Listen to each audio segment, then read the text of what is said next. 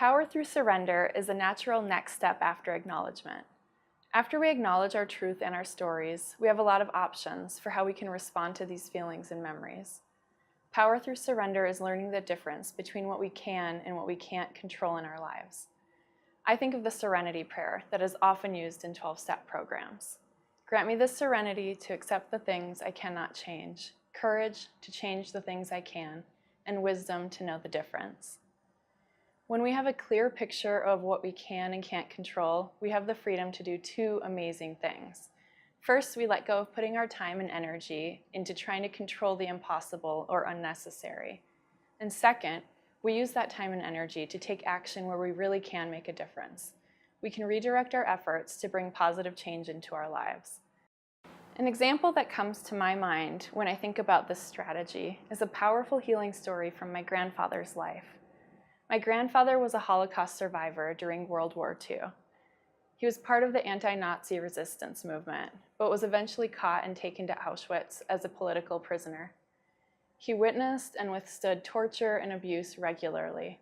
He lost his home, many friends, and family during this war, and weighed under 90 pounds by the time the war was over. I didn't get to meet this hero until a few decades later when I was born.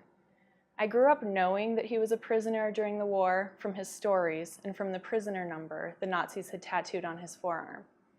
I never viewed him as being broken, weak, or as a victim. Early on in his life, he decided that he would not let this horrible experience define him. He decided that he would not become bitter, angry, or vengeful, even though he could have. He decided that he would make meaning from his story.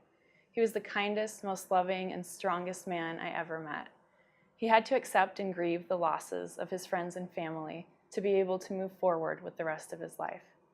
He would never be able to erase the fact that the war happened, but he found his own way to make sure that he took control of what his experiences would mean in his life.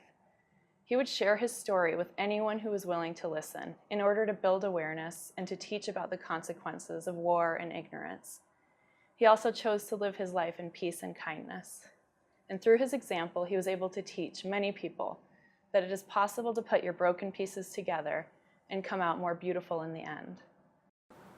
Power through surrender is so important for healing because this is when survivors get to reclaim their power and realize that they get to write their own stories starting right now. In conclusion, I would like to share a story that exemplifies power through surrender. The artist Chuck Close is a good example of someone who has found power through surrender. Part of power through surrender is knowing what to fight, and just as importantly, knowing what not to fight. When he was only 48 years old, Close suffered a burst artery that left him paralyzed from the neck down. Initially, Close was devastated because he thought he would never paint again. He says, "I remember saying, 'You see, I told you I can't do it,' with tears running down my cheeks." Close could have given up and never painted again, but he figured out a way to keep making art. He started wearing a brace that would keep his hand gripped around his paintbrush, and he worked to regain enough movement in his arm to paint. Close could have spent his time focusing on the thought, "I can't do it." Instead, he chose to let that thought be. By letting it be, he was able to focus on productive thoughts. Close is 76 today, and despite his significant setbacks, he's still making art. Just like Close, you could spend all of your time fighting your limbic system. Instead, identify your trauma voice for what it is, and find power in moving forward and strengthening your prefrontal cortex. I hope as you focus on power through surrender this week, you find peace in practicing this strategy.